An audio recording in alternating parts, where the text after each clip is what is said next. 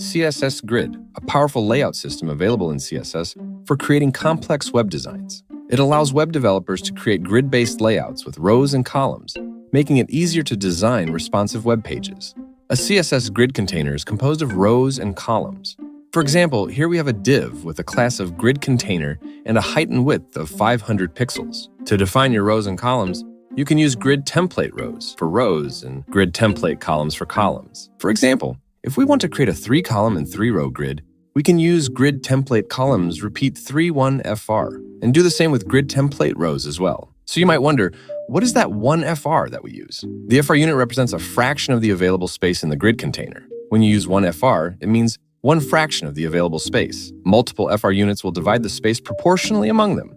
If we want to make 5 columns of the same size, we can use grid template columns with 5-1-FR. Or to avoid redundancy, we can use the repeat property, repeat 5-1-FR. The first value defines how many times to repeat, and the second value specifies the size. But if you want to make the third column twice as wide as the rest, you can set the third value of the grid template columns to 2-FR. You can also use pixels to specify exact values for column and row widths. For example, you can set grid template columns to 100 pixels, 200 pixels, and 150 pixels. And for rows, you can combine FR units and pixels, such as setting grid template rows to 100 pixels, 1-FR, 250 pixels. We can also use percentage values for grid template columns, as well as the minmax and fit content functions within grid template columns for responsiveness. For example, we can set the first column to minmax 100 pixels and 1-FR, and the second column to minmax 150 pixels and 2-FR. It means the first column has a minimum width of 100 pixels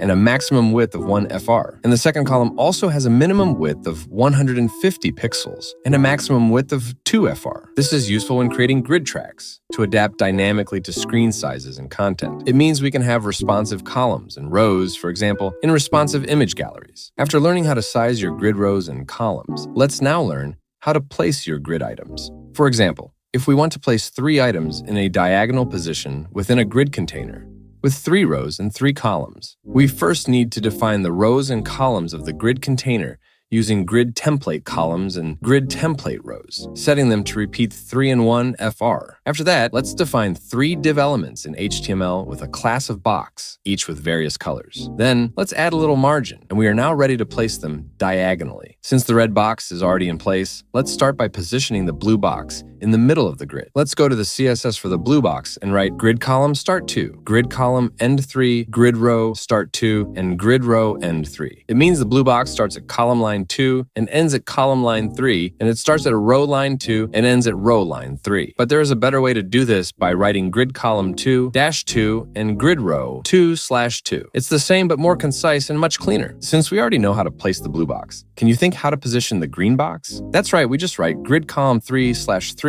and grid row 3/3. There we go, and that's a diagonally positioned box. To understand grid items better, let's see this example by QWigs. We have animated picture cards contained in a single grid container. You can also design your layout using a CSS grid generator. For example, on grid.layout.com. You can add and adjust your grid columns and rows and place grid items. It is pretty useful for visualizing your grid layout for your web pages. Up next is grid template areas. Grid template areas is a CSS property used in CSS Grid Layout to define a grid's layout by assigning names to the areas of the grid. Now, where do we use grid template areas? This method is particularly useful for layouts that need to be responsive, or when you want a clear visual representation of the layout structure in your CSS code. For example, in this grid generator, we have a 3x3 grid in this container. We want the header to fill the first 3 grid cells, and then the sidebar and content on the middle of the grid, and lastly, the footer at the bottom. Grid template areas is particularly useful when defining responsiveness. For this example, we have a layout here for large screens, and within a media query with a max width of 600 pixels, we change the layout of the grid template areas, and we set the grid template columns to auto also. Up next is grid gap, a property in CSS Grid used to define the spacing between rows and columns within a grid container. The grid gap shorthand can take 1 or 2 values. If you provide 1 value, it sets both the row and column gaps to that value. If you provide 2 values, the first value sets the row gap and the second value sets the column gap. That's simply what it is. Now that we are done with the basic layout of grids, let's now try to combine what we learned earlier by creating a simple blog website using CSS Grid. Let's first define our HTML content. We have here a div with a class of container, and inside the container are a header, content, a sidebar, and a footer. Inside the main with a class of content, we have 4 article elements with a class of post. Let's now define our CSS. Our body will have a margin of 0, a font family of Arial, a background color of gray, and a color of light black. In the header class, we will have a grid area of header, a background color of light blue, a color of white, a font size of 2 rem, a text align of center, and a border radius of 10 pixels. In the div with a class of nav, we have a grid area of nav, a background color of gray,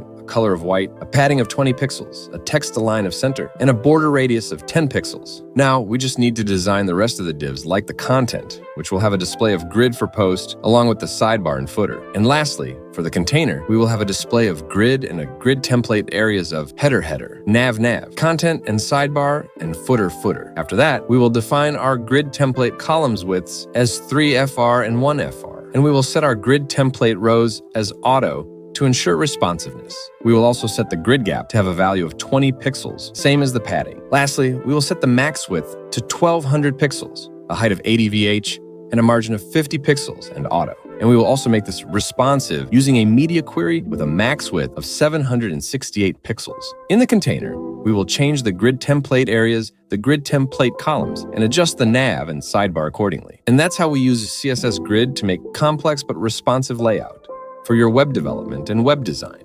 And of course, I know everything we've discussed is a lot to take in. That's why I've created a PDF that includes everything we talked about. It's free, but we would appreciate your support for the channel. Well, that's all for now. Thank you for watching. Don't forget to give us a thumbs up and hit that subscribe button for more videos like this.